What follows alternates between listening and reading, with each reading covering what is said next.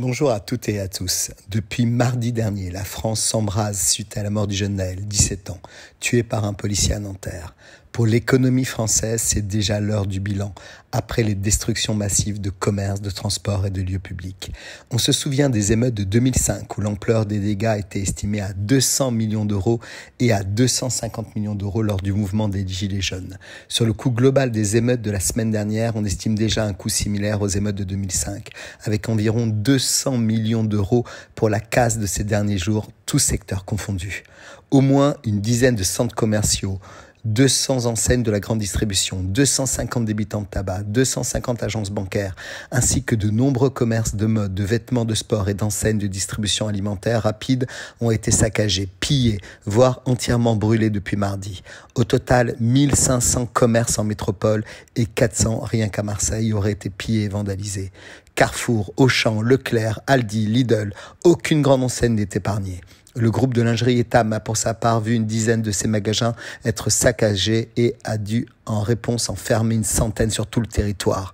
Le groupe annonce déjà 1 million d'euros de chiffre d'affaires perdu. Conséquence immédiate, les projections en termes de tourisme sont revues à la baisse. Les hôteliers à travers les pays connaissent déjà un taux d'annulation de leur clientèle internationale avoisinant les 20 à 25%.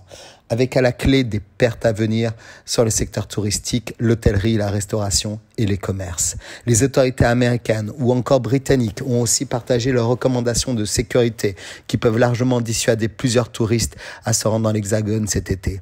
Plus encore, Pékin a transmis un appel à la sécurité de ses ressortissants après l'attaque jeudi dans la cité phocéenne d'un bus transportant des touristes chinois. Côté investisseurs, alors qu'on annonçait il y a tout juste un mois que la France était le pays le plus attirant d'Europe selon le baromètre EY sur l'attractivité et l'investissement, ces études seront revues à la baisse avec les émeutes récentes puisque l'image de la France se dégrade encore un peu plus chaque jour. Une question se pose en ce début de semaine. Qui va payer ? Évidemment, les assurances, tout risque pour les particuliers, perte d'exploitation pour les commerçants. Mais les compagnies ont la possibilité de se retourner également contre l'État en estimant responsable des dommages. Le ministre de l'économie, Bruno Le Maire, a par ailleurs annoncé une batterie d'aides comme la possibilité de bénéficier de reports de charges sociales et fiscales pour les entreprises en difficulté, extension des délais de déclaration aux assurances, simplification des démarches, prolongation des soldes. Que ce soit par le biais de l'État ou des communes, une chose est sûre, cela coûtera cher aux contribuables, encore une fois. Très bonne semaine à tous.